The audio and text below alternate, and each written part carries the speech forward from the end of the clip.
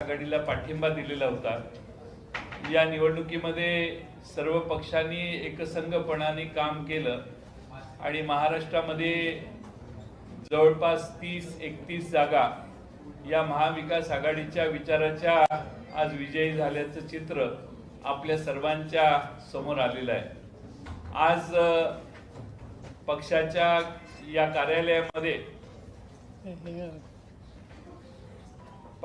या कार्यालयामध्ये महाविकास आघाडीच्या पाठिंब्याने निवडून आलेले आमचे राष्ट्रवादी काँग्रेस शरदचंद्र पवार पक्षाचे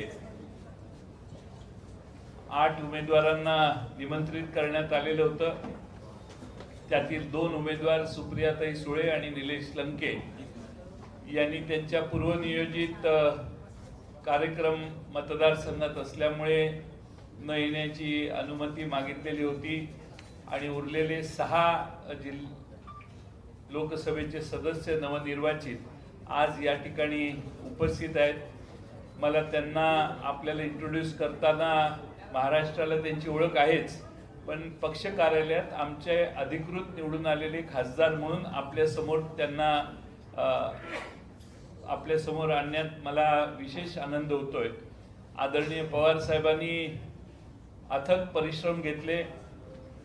या महाराष्ट्रभर आणि अगदी हरियाणापर्यंत जाऊन वेगवेगळ्या ठिकाणी पवार साहेबांनी सभा घेतल्या आणि महाराष्ट्रात एकंदरीतच वातावरण पवार साहेबांच्या पुढाकाराने, उद्धव ठाकरे यांच्या पुढाकाराने आणि राहुल गांधींच्या पुढाकारामुळे सकारात्मक झालं आणि त्यातून महाराष्ट्रात हा विजय प्राप्त झालेला आहे।